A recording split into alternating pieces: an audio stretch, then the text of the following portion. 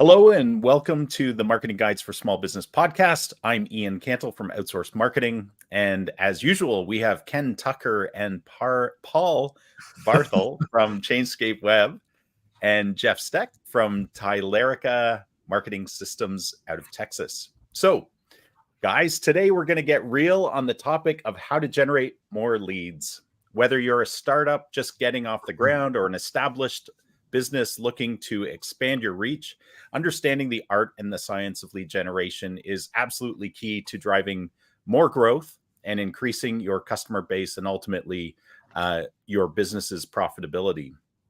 So, guys, I thought it would be really insightful to do a roundtable discussion today on a variety of topics about lead generation. Each of us brings a unique perspective and experiences and serves different types of clients. So I'm really looking forward to the conversation we'll generate today and the thoughts you guys bring. So without further ado, let's jump in. So I'm going to roundtable it. I'll prompt you guys, but as usual, feel free to jump in anytime. But the first question I wanted to ask each of you is, what's your advice for how businesses can generate more leads? And we'll start off with Ken. All right. Yeah, thanks. So the very first thing I want to talk about is the quality of the offer. This is where, I mean, honestly, if you have an uninteresting or bad offer or no offer, apparent offer, you might as well save your money, because you may get lucky, you may get a little bit of business, but this is where 90% of businesses fail. They don't think about the offer, and yet they turn around and they spend money to drive traffic to that offer. So the offer is absolutely critical. When you're looking at generating leads, you need to have a traffic source or traffic sources. So you need to go to what we call the traffic store. You need to look at where are people going to, get traffic from to drive people to become a lead. And it could be your website. It could be, a postcard that you send out, like we talked about, a printed publication like we talked about last week.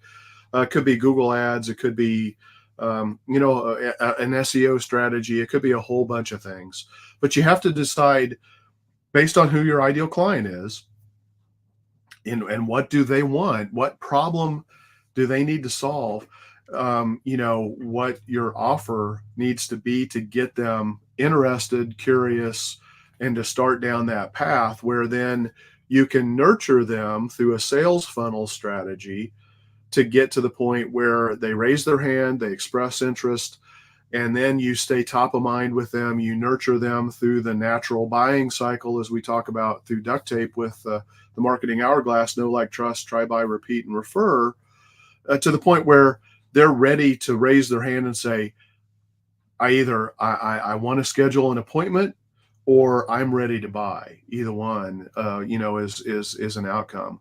So I think it's really important to define the process. Interestingly, I spent this weekend working on 3 different sales funnels for my business. And I do this, fairly often. I'm amazed at how much time and effort it took me to build these funnels where they were already fairly well formed. But you're talking about a multi-dimensional solution, an omni-channel solution to make this happen. You got to have. Now, one of the things I haven't done yet is I haven't worked on the traffic, but I need to kind of take a step back. I'm confident I've got a good offer, but I need to make sure that I figure out who really needs that offer the most, and then that's how I'm going to factor in my traffic strategy to target the right people.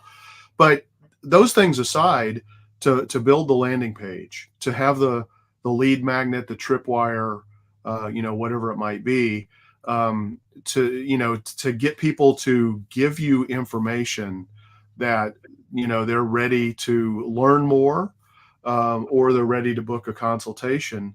Then the email series to deliver the asset, to remind them to show up for the appointment that they booked, whatever it might be. And then once they do that, how do you nurture them from the point where, okay, well, we had a great consultation. It was a free consultation. It wasn't anything that you were buying at that point in time. How do you get them to the point where they're like, okay, you're the company I want to buy from? So, all of that takes a massive amount of work. And I think a lot of businesses, they try to look at lead generation like it's the easy button.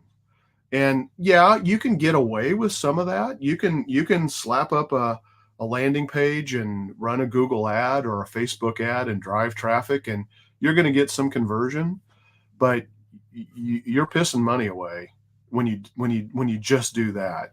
To the point where most businesses that we've seen try to do that ultimately get really frustrated, and then they say, well, this just doesn't work. So I've rambled on and on. I mean, but those are kind of the things. One thing I do want to talk about though is really great insight that I kind of learned. I didn't learn, but it really kind of came to my attention again this week was, a lot of people, we talk about solving problems that people have, and that's absolutely critical. But sometimes they don't even know what the problem is. They know the symptom, and so you have to think about the nature of who is your ideal or likely customer. How do they describe what their problem is? Do they even know that it is the problem, or can they just describe the symptoms or the pains that they're having, but they can't really articulate the problem yet?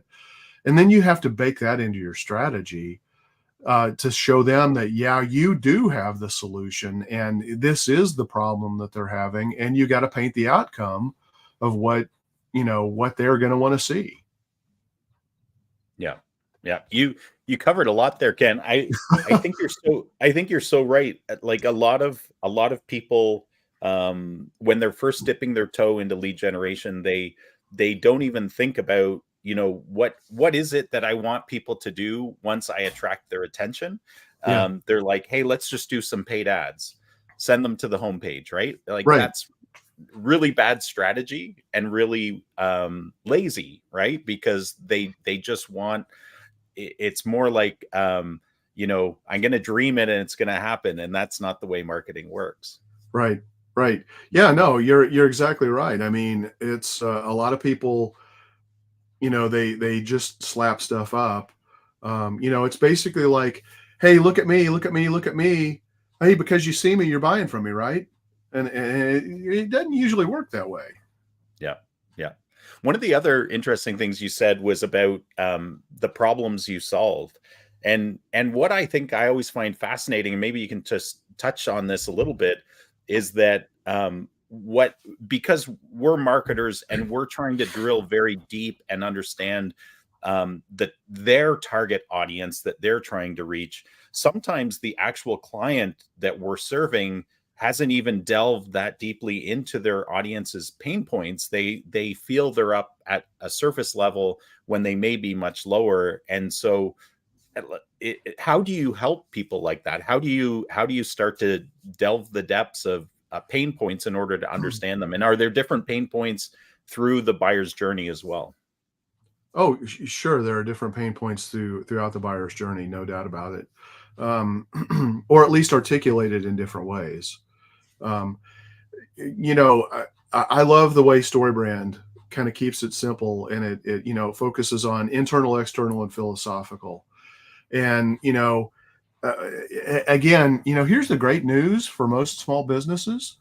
If you just put a little bit of work into this to identify the internal, external, and philosophical problem, and you write to that, and those are actually the real problems that people have. Now, that just because you define them doesn't mean that it's actually people have to have the need to buy what you're selling, not you just selling what you want to sell, right?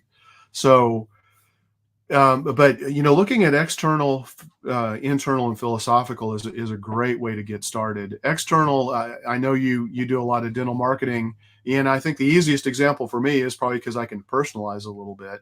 is from with a dentist. External problem, I've got a toothache. Internal problem, I get really anxious when I go to the dentist. I want somebody who's going to actually address that problem every bit as much as solve my external problem, which is my toothache. And then the philosophical problem is just this big overarching problem. Hey, it's 2024. It shouldn't be that hard to have anxiety-free dentistry or whatever. And so you start there. But I may not be your ideal customer, as that dentist, right? So you need to explore, and I think one of the best ways to do it is to interview some of your best customers to find out, why did they choose you? Why are they still sticking with you? Yeah. And let them tell you in their words, not your words, why they feel like you are the solution. Great stuff. Great stuff. Thanks, Ken. Moving on to you, Paul. So what's your advice for how businesses can generate more leads? I think Ken pretty much covered it. But okay, well, what I would say is, Ken talked about an offer and they don't think about the offer. Well, sometimes they do think about the offer and they just refuse to have one. And we see that all the time, and that's a huge problem, especially if your competitor has an offer and you don't. Guess what? You just put yourself at a competitive disadvantage.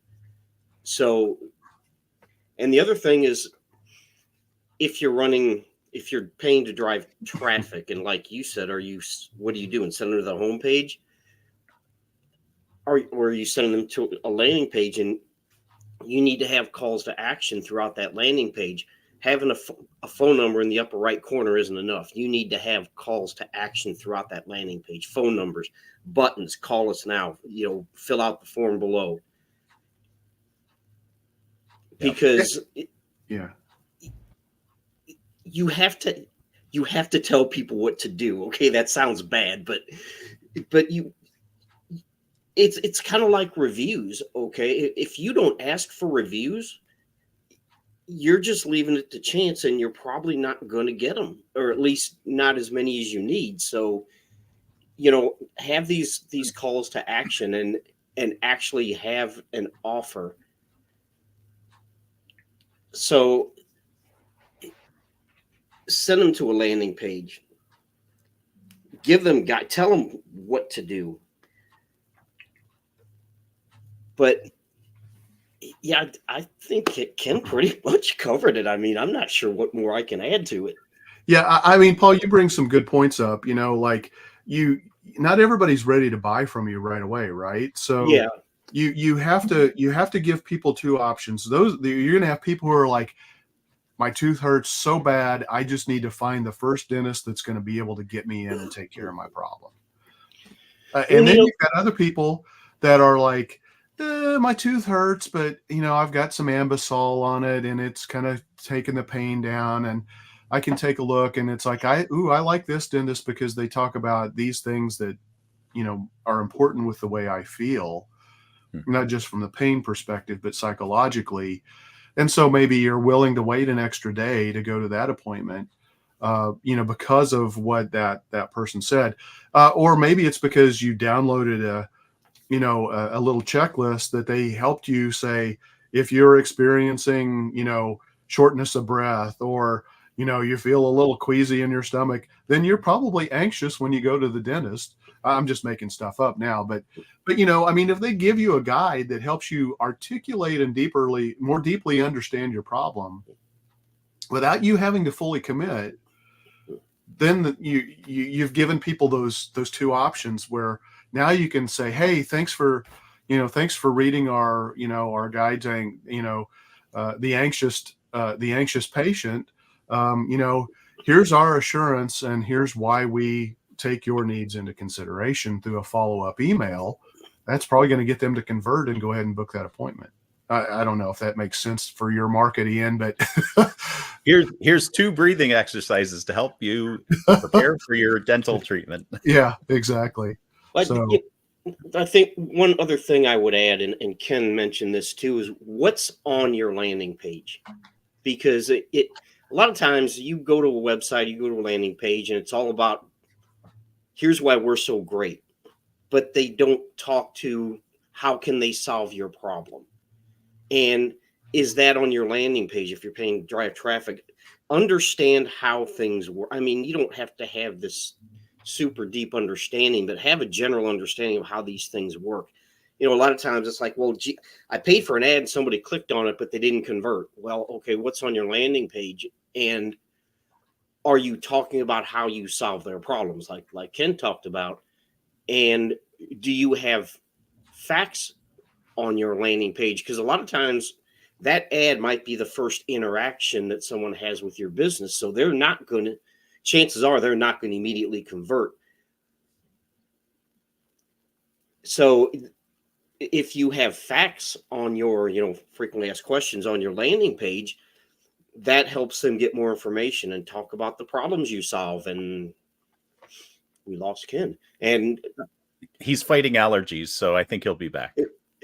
But yeah, like I said, we talk about strategy all the time. If you don't have some kind of strategy, and that doesn't mean like for a small business, you have to spend $10,000 on a marketing strategy necessarily, but you can't just throw mud against the wall either. Yep. He's back. Awesome. Thanks, Paul. What about you, Jeff? You've been sitting patiently waiting to share your thoughts. I took a little different tack. And first off, I want to say thanks for proposing this format. I think roundtables are great. And, of course, you sent the questions out in advance, so we got a chance to think about it. I took a very different tack on my responses than Ken did, which is kind of cool about this format. But it dovetails into it a lot. And I kind of approached it a little more of philosophically almost. And that's, of course, we're all duct tape marketers. We're big on strategy first. Yeah, start with the strategy first. You've got to know who you're trying to reach. Who's your ideal client? What are their pain points? How do they think about things? And then where they get their information from. And then leverage that into your lead generation capabilities. So once you know that, then I think you need to be everywhere your target audience is.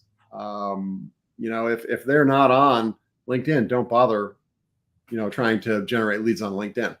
If they're not on Facebook, don't bother with Facebook. If they don't read emails, don't bother with emails. You got to figure out what resonates with them, where they get their information, what they're going to pay attention to. And as Ken said, as Paul said, you got to focus on their problems and make it about them. And as you draw them in, that becomes increasingly more important. Very top of funnel brand awareness. It can be a little bit about you, but still you got to figure out how to tap into, what are people looking for? And as you draw them in, then you can switch to talking a little bit more about your reputation and your unique value proposition, because you still have to differentiate, right? But we're still in the strategy. Who's your ideal client? What do you want to tell them that's different from what everyone else is telling them? So be thinking about that as part of your lead generation, and then be thinking about how you spin that as the answer to their problems that they're looking for.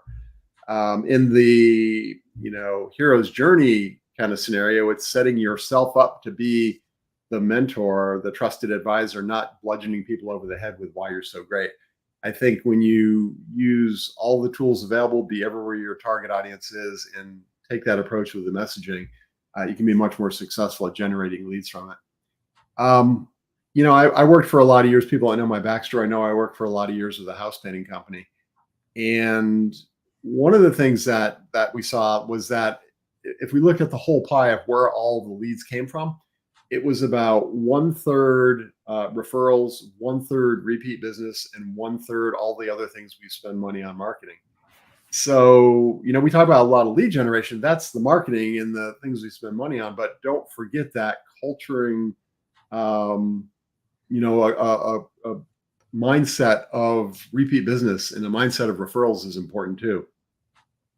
So be intentional about a referral program, be intentional about staying in touch with people, and looking for, repeat businesses. And for some businesses, that's more important than others. Certainly, a big transaction, one and done, they don't see you for a while. Well, you still want to stay in touch with people because you want referrals. A hair salon, constantly, reminding people, hey, it's been 3 weeks. Come on back in. It's time for a cut. I need to go probably tomorrow. And then, be intentional about working those other programs. It's not just paid ads. It's not just what you say on social media. It's all the things working together. That's why we talk about marketing systems. It's right in our business name. And then the last thing I say would be personable, be visible, get out of the office, talk to people. And that get out of the office can be virtually. It can be, a webinar online. It can be Zoom meetings. It can be office hours. But you can't just be in the business with your head down, working on YouTube or doing whatever you do to run your business. Or even if you're in home services, if you're the plumber, if you're out, solving plumbing problems, you can't only be visible to the couple of people that have already decided to work with you today. You need to be visible to all the people who might want to work with you in the future. So that means cultivating that personality and that visibility, whether it's through YouTube or going to networking meetings or putting on webinars or showing up at home shows. I think there's a lot of be the authentic voice and the authentic face of the business as well. That will help draw people in and increase the overall effectiveness of any lead generation program. Awesome. Yeah, I've been doing a lot of thought on, Ken, you've been doing homework on yours, and I've been doing a lot of thought on our lead generation right now, because we don't do a lot of trade show exhibitions, but we do have an opportunity. One is coming to our town. It's a dental one that is rare. And so we're taking the opportunity and we're exhibiting. And so, of course, you think about, first of all, how do you attract attention amidst the chaos of a trade show floor? But then also, what is the point of us being there? What, you have to think through exactly what you guys were talking about from a strategy standpoint, to the offer, to, what the follow-up mechanisms are, lead capture, how are you capturing the lead?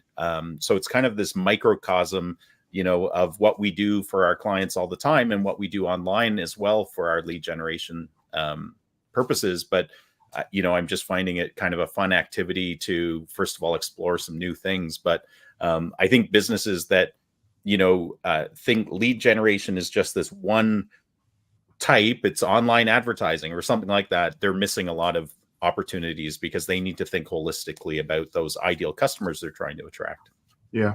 Jeff, you made a great point, about two items that should be in the traffic store that I think most people forget about. And that is the referrals and the requests for repeat business.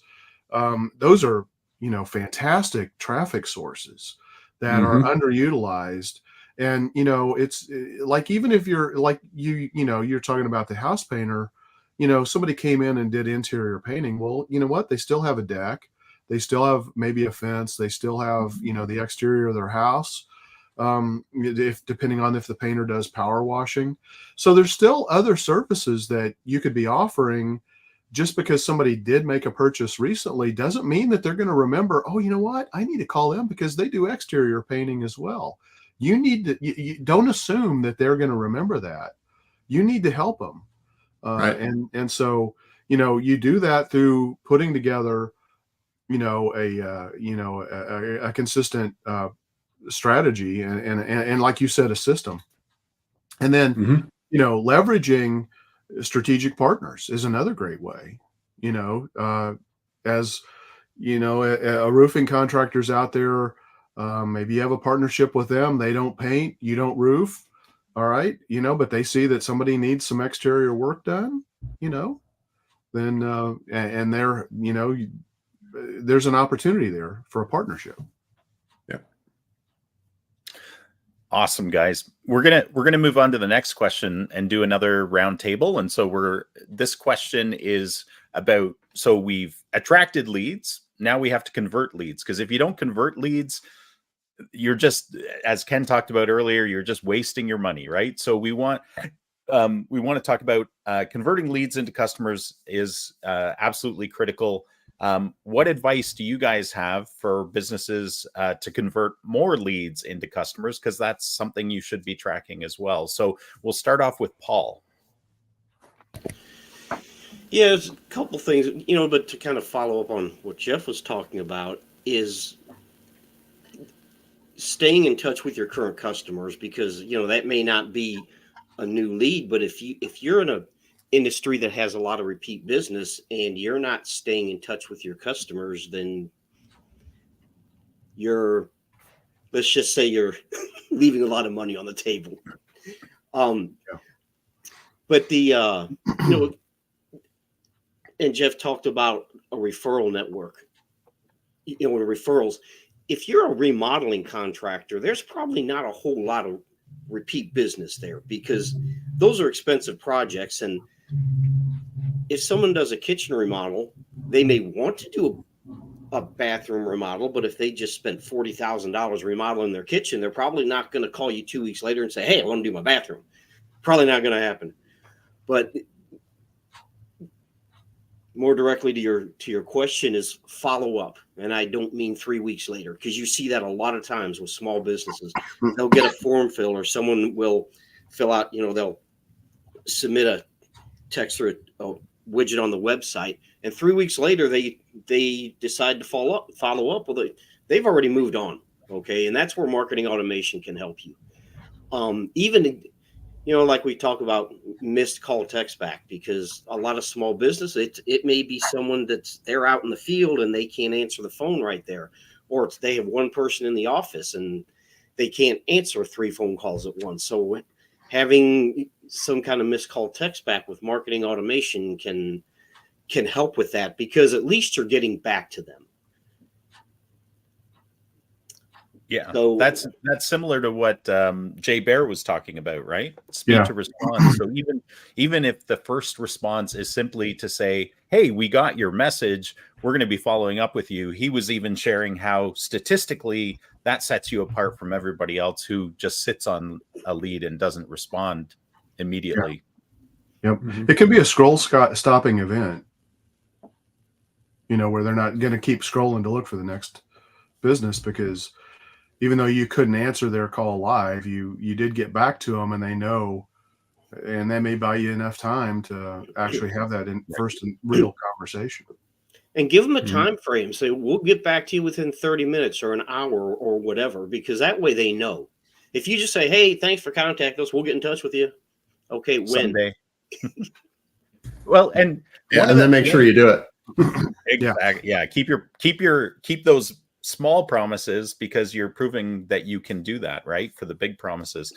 One of the interesting things I found with clients we have who have, these large kind of one-off purchases, but they offer other services that the client may be interested in over time after they recover from that large home purchase, like windows and doors and that kind of stuff, right? Is that they make this assumption in their mind, the business owners make an assumption in their mind that those people will come back to them first if they have this other purchasing decision, even if it's for windows and doors again. And one of the things I try to educate them on is, if you're not putting in the work to stay top of mind with those people, like, they don't live in a vacuum, and they're being bombarded by messages every day, every week. And if they start researching again about a particular service and you're not there, you've just diminished the chances. Even though you're a proven commodity in their mind, you won't be top of mind, and you're putting yourself at a disadvantage. And I think people forget about that, right? They think, we've won those guys before. If they come back, it's only because they love us. But a lot of times it's because of all the other marketing we're doing on their behalf that we're keeping them top of mind through email marketing, ads, social media, all of that kind of stuff. Yeah. Jeff, what about you? Yeah. So from a philosophical point of view, make it all about them, right?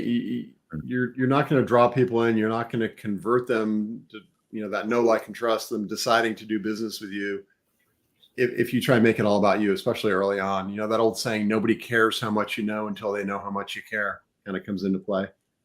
But tactically speaking, I think, some often overlooked tactics that can make a big difference. Again, staying top of mind, creating all those touch points. It used to be you need 7 touches to get somebody's attention. Now it's more like, 17, maybe I've seen studies as many as 50, depending on the market that you're in the niche. It's because people are being bombarded with so much information. So how do you create some more of those touch points? I think retargeting is a good tactic that's often overlooked. And retargeting is if somebody visits your website, then they start seeing ads. It's if just they're a on Facebook, coincidence. they see ads on Facebook. Yeah, it's just a coincidence. That's right. Yeah. Privacy is an illusion, right? If you're online, things are being tracked and measured and used, and AI is going to both accelerate that and hopefully make it more relevant. But retargeting online and offline, there are ways that if somebody visits your website, they can get a postcard in the mail. Wow, look at that! I was on a car dealer website looking at red sports cars, and I just happened to get a postcard from that car dealer featuring a red sports car. That can be done. So I think retargeting is worth looking at. Reducing friction. We're talking about the importance of landing pages, the importance of offers, but you also got to make it super easy for people. And when we talk about reducing friction, that's to make it easy. And here's one of the examples I use. I worked with a client once who, to get conversation with sales guys, they drove traffic to the website, and then they wanted people to fill out a form. And the form was going to get routed to the sales guy, who would then, or probably not even the sales guy, probably an intermediary, who was then going to call them to set an appointment for a conversation with the sales guy. People don't want to do that. I mean, they want to go on the website, pick the time that works for them, and it's on their calendar, right? Reduce friction, make it easy for people. And then just keep going. Don't give up. That number of touch points that I talked about just a minute ago, statistically speaking, most salespeople give up after the third try. So if it takes 7, 15, 20, 50 touches to get somebody to decide to do business with you, and you give up after the third try, what's missing here? Just keep going. Make them tell you no. Make them unsubscribe. Don't be obnoxious about it. I mean, do it tactfully, but make them tell you no. People will let you know. They'll vote with their unsubscribes. They'll vote with their do not calls. They'll let you know. Be appropriate. Be tactful, but just keep after and be tenacious. And all those things. You spent money on the initial contact. Keep going with building the the follow-ups and working people down the funnel. And again, keep in mind that it is, a progression. It's not a proposed marriage on the first date kind of situation. You've got to drive. I mean, in some cases, if somebody has that toothache that they've got to see a emergency dentist this afternoon, maybe it is. But in a lot of cases, people are doing their homework. They're figuring it out, and keep working on them. And once you spend that money to get the lead initially, keep after them until they tell you no. Yeah. Yeah, one of the conversations that seems to pop up fairly often with clients, especially when we're building out websites and thinking about the lead generation, lead nurturing, lead capture, that kind of stuff, is the length of forms. So you talked about, reducing friction. And Yeah. I don't think I've ever had a client that has minimized the number of form fields. And so the conversation is always like, studies have shown the maximum number of form fields you should ever have, if possible, is 7. But depending where somebody is in their buyer's journey, 2 form fields might be maximum, right? Do you guys find that as well? Oh yeah. Yeah. The less you ask for, the more you get. There's one other thing I had in my notes that I glossed over. I want to circle back to real quick. And that's keeping up with changes in the marketplace, and especially changes among your ideal clients in terms of what they want or need. Things change over time, right? If you're still running the same messaging and the same offers as you were, 10 years ago or 5 years ago, even 2 years ago, you might be out of touch with your market. And if you're not getting all the leads you want, it may be because you need to revisit how you're approaching the marketplace and what you're telling them and what you're asking people to do. That's a great point, Jeff. Yeah, it's easy to stumble into that, right? You get kind of comfortable in having your systems in place that you don't, some businesses might invest, but they don't want to invest again, right? Because it was costly. Especially, if you're a business, small business, and you're in do-it-yourself mode. It's like, I don't have time for that. It's set up, it's running. I got other things to do, right? Yep. And you got to pay attention to it. You got to track it. You got to see if the effectiveness is dropping off, and maybe look at why. And you got to look at, are you still relevant to your marketplace? I mean, there are businesses out there that are still, I just advertise in the Yellow Pages. Who uses Yellow Pages anymore?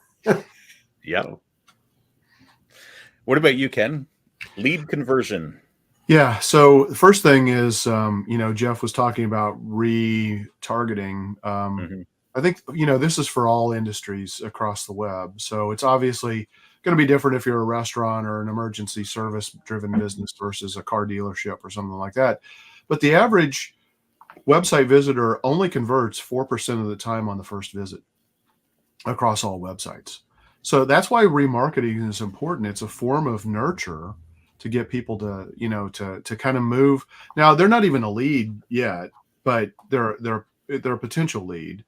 But And it's the so other, cheap, yeah, it is. It is Mhm. so very cheap, cheap. because Yeah, you're only paying for going after the people that have been to your site, right? that's right. That's right. Yeah. And they're typically done with display ads, Yeah. banner ads, which are cheaper, even still in the overall scheme of online marketing. Make sure you plug. Look, every website is a leaky bucket, unless you go through a very thorough process. Um, you know, you may drive people to your website from your Facebook page, from your Google business profile. They may be even contacting your business through those channels, and you're getting leads that you're not even paying attention to. And so I'm a big fan of collecting those all in a single place. And that's where a quality customer relationship management system is going to come into place. Is it's going to give you the ability to capture all of these leaky bucket features across your entire digital profile and capture them in a single place that makes it easier to respond and to respond quickly, as Paul was talking about through automation. So I think that's really important. I think the critical thing is, you got to think about nurture. How do you nurture people to the point where they're ready to take action? And, what information are they looking for? You need to anticipate this to kind of look, the buyer has control of the buyer's journey. They've had control for a very long time.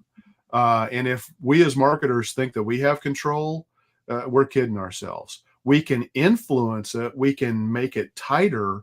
We can make it maybe more effective by anticipating and putting the work in through strategy and putting the right systems in place.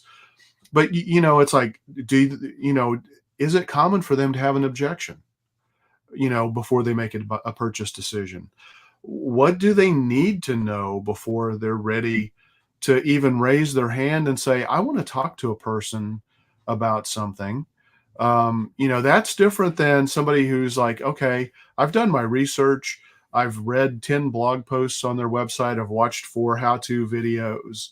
I've read, oodles of reviews. I'm just ready to hit the buy button. Well, you know what? Those are all still nurture points that should be designed with intentionality. And um, a lot of people think of converting, through what we talk about a nurture series of emails and follow-ups, based on actions that people express to raise their hand and say, yeah, I'm interested in learning more about your business, but I'm not ready to buy yet. Well, that's where your nurture email strategy comes in, testimonial from a customer, overcoming objections, talking about why you're different and how you solve the problem and how you understand their problem, or maybe even how you help them identify and understand their problem. You need to do all of that before they're probably ready to purchase from you. So, online marketing is really, it's all about education and helping your customer find the best way to solve their problem in the most frictionless way. But in order to do that, you have to understand their before state and paint the after state to where they want to go or what they want to achieve.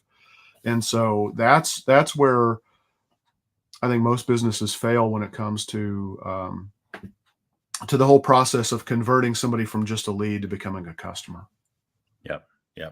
One of the interesting conversion things I've observed is where businesses who have office hours, of course, most of us do, decide to get a call center to support them in after hours or even when it's extremely busy time, or lunch times, that kind of stuff, where they have a call center answering their calls. And I think this is really key, because usually the top conversions that we're looking for as businesses are, appointments would be stellar, right? Somebody booking an appointment.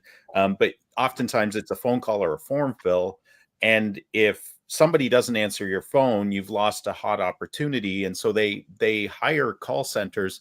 And I've noticed, because we do call tracking and call monitoring and that kind of stuff, with some of our clients who have tried this, is that if you're not super careful about, first of all, who you hire from a call center standpoint, and equip them properly to answer the phones with the proper name. I've heard those where the same person on the same call will say the name 3 different ways, and but it's really about how do you take that call and continue to move them and convert them ultimately to the next step, right? Yeah. So I think that leads nicely into. I've got one other thing. No. Yeah, we got to talk about AI chatbots. I mean, is this the place? Because we're going to talk about trends and stuff like that later on. You want to talk about it? I think you want. Okay, so let's talk about it in this context, and then we'll circle back to that. Sure. Have a good set of frequently asked questions, and have a good set of should ask questions, because that's going to be really valuable in guiding people from the state that they're in, understanding it better, recognizing what the right solution is, and then taking action to hire your business for the product or solution that you offer. Yep. Don't disagree. Mm-hmm. And I think that leads into the question after the next question. So right. let's talk about the next question, because I think I always find that this is very insightful, because we can often see challenges and problems easier sometimes than solutions. So guys, in your experience, and we'll start with Jeff, but what mistakes have you seen businesses doing that they should avoid in their lead generation activities? Yeah, I think we already hit on a couple of them in the sense of what should you do, but let's just reiterate them here for what shouldn't you do. I think, again, not having clarity around who you're trying to attract, your ideal client, their pain points, their concerns, how they look at the world, because you got to frame everything you do around that, right? If you truly want to connect with them, because that's what we're talking about. We're talking about making connection to move them along the funnel, the pipeline. It's all about the audience, right? It's all about the audience. Yeah. So you've got to have that clarity in the strategy first. We'll just keep hammering in that all the time.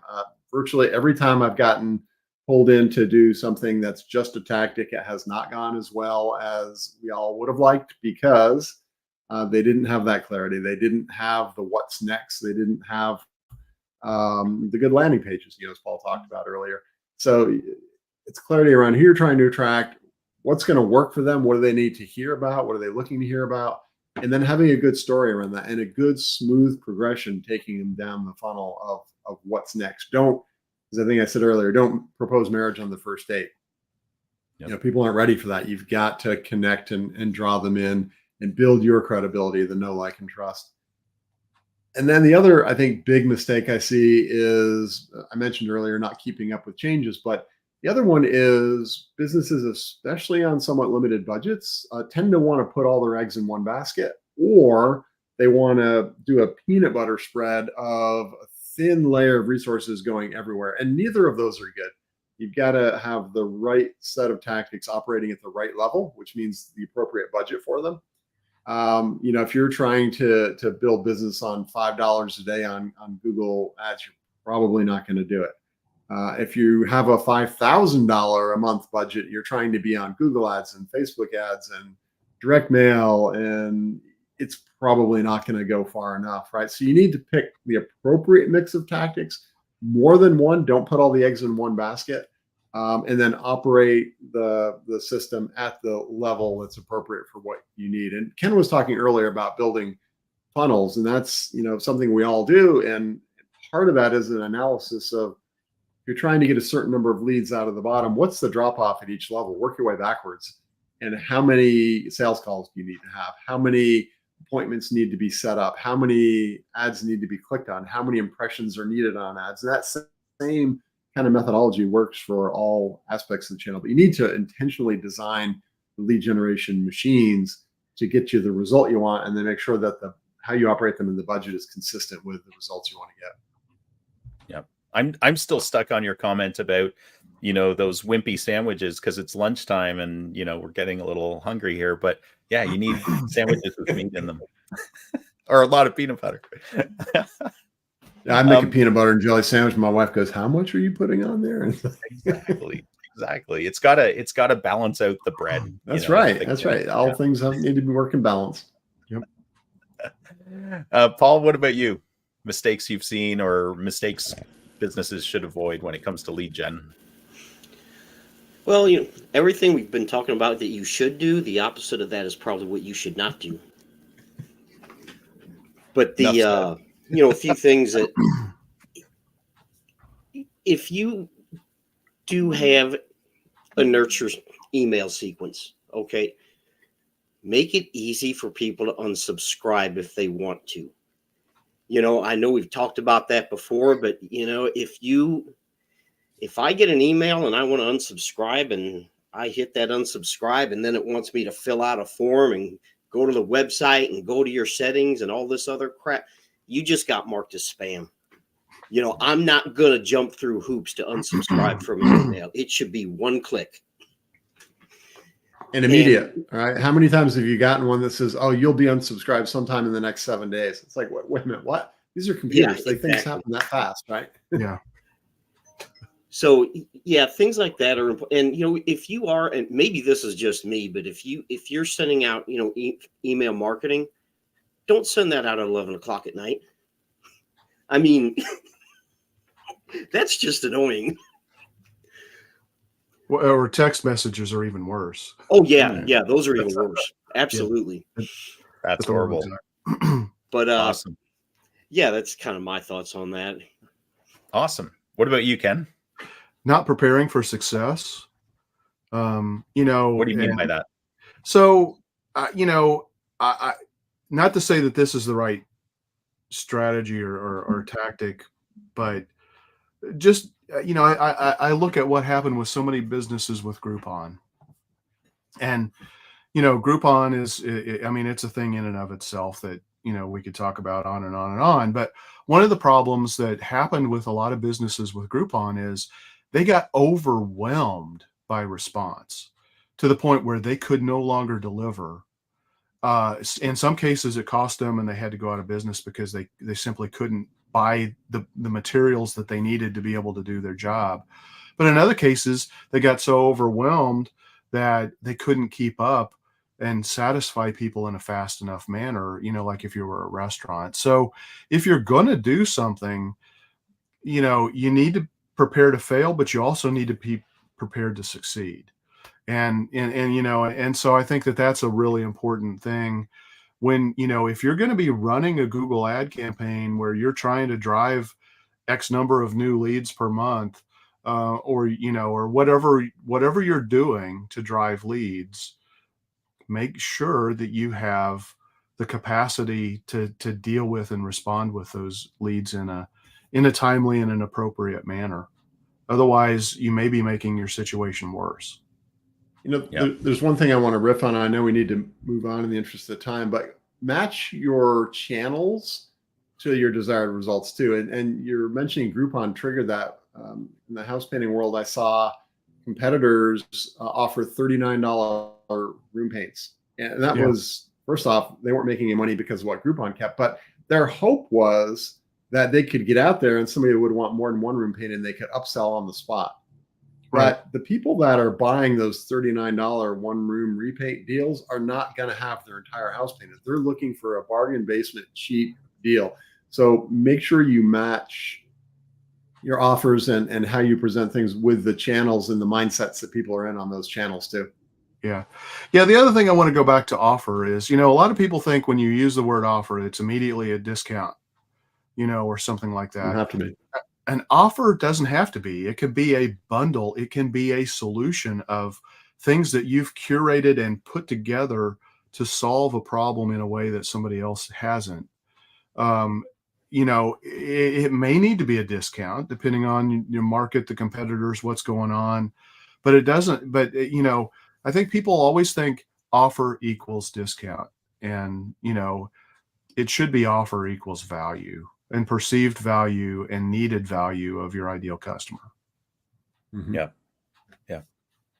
The next question, I don't think we're going to need to spend too much time on, because I think we've touched it fairly often, but I don't want to gloss over it because I think it's so important and it's often overlooked to a great degree. Ken, you talked about how there's a buyer's journey, and one framework for that is the marketing hourglass, which is you need to know someone, to like someone, to trust someone, or to try someone, to buy from someone, to repeat and refer, right? Know, like, trust, try, buy, repeat, refer. And in each of those steps, as consultants, we guide people that you have to first understand what the buyer's needs are, that what they're looking for, where they look for that kind of information. But then from the business's side, you need to understand how do you meet them and provide what they're looking for. So I don't want to gloss over this, but maybe we can each go through this briefly, and I'll start with you, Ken. But from a generating leads standpoint and understanding the buyer's journey standpoint, how are you seeing businesses effectively move prospects through that buyer's journey? Yeah, I mean, you have to understand what that buyer's journey is, number one. But then, it's like you try to package the elements that need to go into each phase of the buyer's journey so that they kind of feed into each other. Yeah. As an example, it maybe the first time people learn about your business is from a Google ad. They're unless it's an emergency service, they're probably not going to buy from you on that first visit to your website. I mean, overwhelming statistics are going to show that they're not going to do that.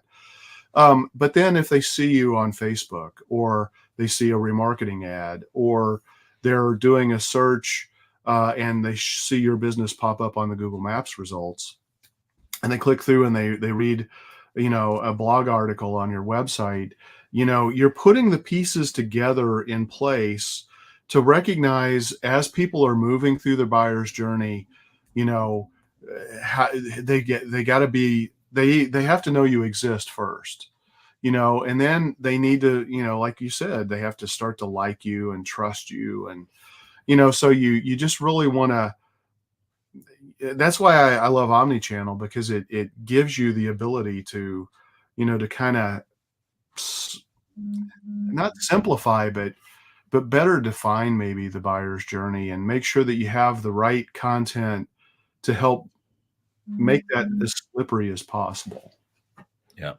Yeah, great points. And it's probably a good time just to remind people that rarely do people make decisions just by logic or just by emotion, right? All the stats show that it's this combination, and everybody's a little bit different, but you need to appeal to both the logic and the emotion in order to support that decision in people's minds. Yeah, it comes down to, to the type of problem that they have. I mean, we've talked about this before. The elements of value pyramid, I think, is really helpful here. If somebody has an existential problem, then they're probably in a situation where they're going to need to move faster to make that decision, unless it's a really big ticket item. Whereas if it's something that, is just kind of make your neighbor jealous because you bought the hottest sports car, you got the new Tesla truck or whatever, that may require a little bit more research or a little bit more thought, and it's usually not going to be a spur of the moment decision. Yeah. Awesome. What about you, Jeff?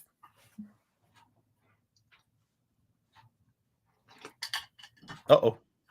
Are you frozen? He's frozen. Okay. Well, why don't we move on to Paul? What about you, Paul? So if I'm a little sluggish responding, it's probably my end.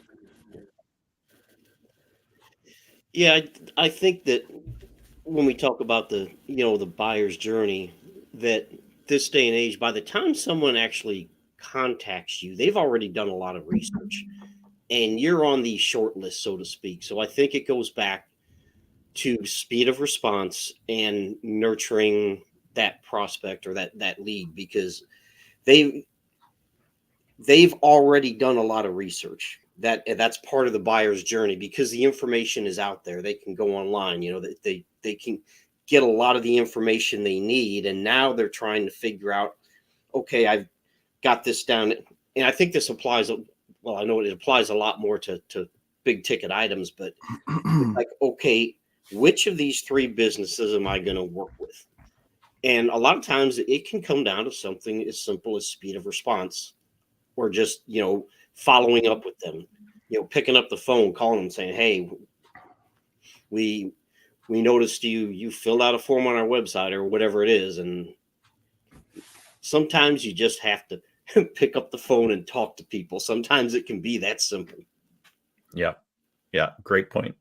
Jeff, are you back with us? Yeah, I'm not sure what happened there. I was getting a lot of random drops. We're still in the multiple steps to the journey, right? And effectively moving prospects. So I think, as Ken talked about, leveraging technology is important. But for some of the touches, right, you still have to maintain the human aspect of it. But really, if you think about it, the human aspect may not even kick in till that 5th or 6th touch. If you're using the technology for your website, your retargeting, maybe a postcard in the mail from postcard retargeting, coming back to the website.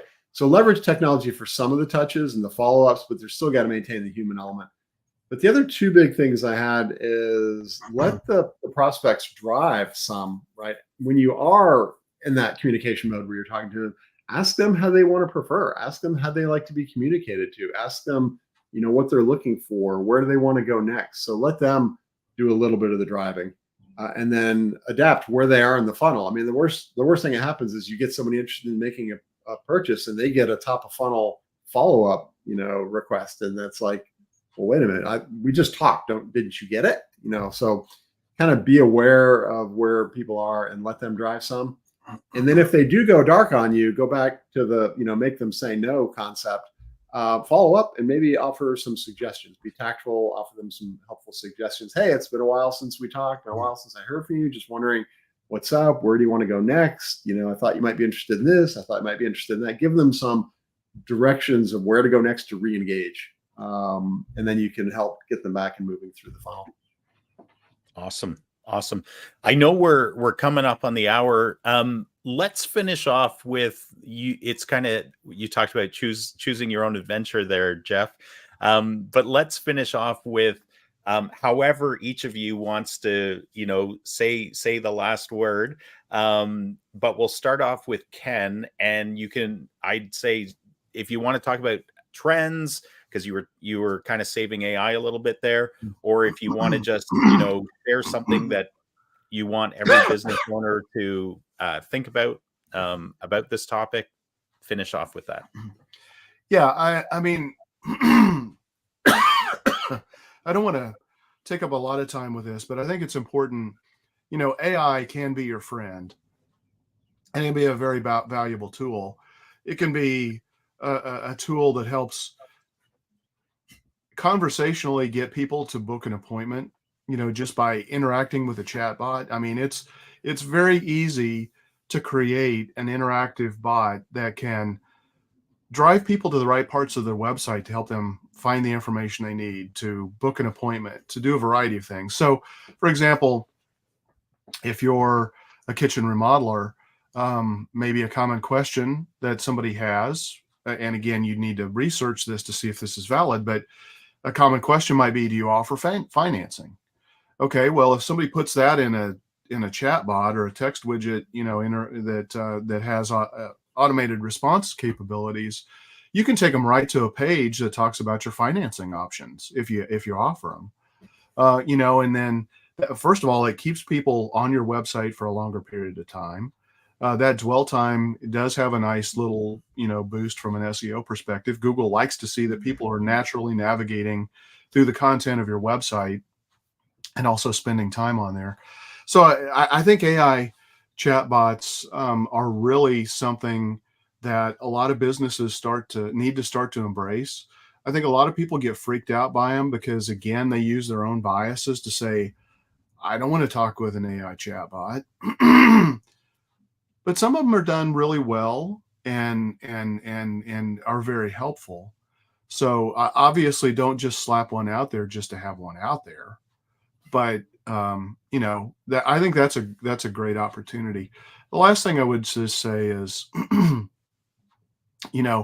just think about the goals you're trying to accomplish. I can't remember. I think it was Jeff, maybe, or maybe it was you, Ian, that talked about, defining what outcomes you want. And then you kind of have to back into that to say, okay, in order to get, if I want to increase revenue by 25%, what does that dollar amount look like? What service am I going to sell to make that happen? How many leads am I going to need to get? What's my conversion rate on that type of an opportunity?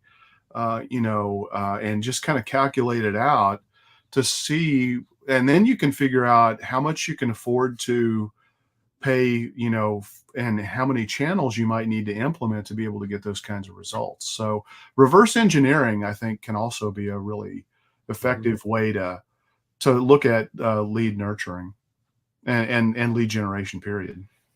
Awesome. Good points. Jeff. Yeah, just in wrap up, I'm going to go back to the notions of, know your ideal clients and what they're looking for and keeping up with how that's changing, and then figure out how to continually tap into that and adapt and modify your lead generation. And, here's one of the questions I'll throw out as an ask. Lead magnets, ebooks. I mean, really, I think everybody has enough ebooks already. I think we've evolved past offering ebooks as lead magnets, and they may still have a place for some things and some points of the funnel. But I think there are a lot of other more novel, more pertinent things that a lot of businesses can do. And I use that as an example of things change, and what worked, 2 years ago may not be working now. So just got to constantly keep up with it. Listen to podcasts like this, read the literature, or find somebody to help you with it. Awesome. Great points. Paul? Well, yeah, I think going off of what Ken said, I think AI is all the rage now, and it can be a very useful tool, but it's not a magic button. And if it's implemented incorrectly, it can probably do more harm than good. So like Ken said, you can't just take an AI chatbot and slap it out there. It has to be done correctly. You have to train it. Because like Ken said, if one of the questions is, do you offer financing, and you haven't trained that bot correctly, it can give the wrong answer. It can say, yeah, sure, we offer financing, and when you actually don't. So just keep in mind, it's still technology. It's still software and algorithms. I've got one more thing I want to add, if I can. Yeah. So this is, this is more sophisticated, and it typically probably happens with bigger businesses, but hopefully it illustrates a useful point for small businesses. Don't assume that people are ready to buy just because they even show a large amount of interest. What drives me nuts is I'll go read a couple of articles on somebody's website. Software companies are really bad about this. And before I know it, I'm getting a phone call asking me for a demo of their software. And it's like, back off, dudes. I am not ready to go out on a date with you yet. I am just here to learn and gather information. So you be careful that you're not driving people away. It's hard enough to get leads. The last thing you want to do are, things that are driving people away and making them run from your business. Yeah, if I don't recognize the phone number, I don't answer it. And if they can't bother to leave a voicemail, it must not be that important. Even if they leave a voicemail, it leaves a bad taste in my mouth because it's like, no, well, yeah, true. Back off. Leave me alone. Yeah. Yeah. Well, guys, this has been awesome. And certainly we had more questions we could cover. Maybe we'll have to do a 2.0 on lead generation, but this is fantastic. So let's wrap it up for this episode. Thank you to each of you for sharing your thoughts and your experience and expertise, and thank you to our audience for joining us today. If you have topics you'd love for us to talk about, send them on in, and we'll consider them for sure. You are our focus group, and we like to keep our ear to the ground. So until next week, keep calm and market on, folks.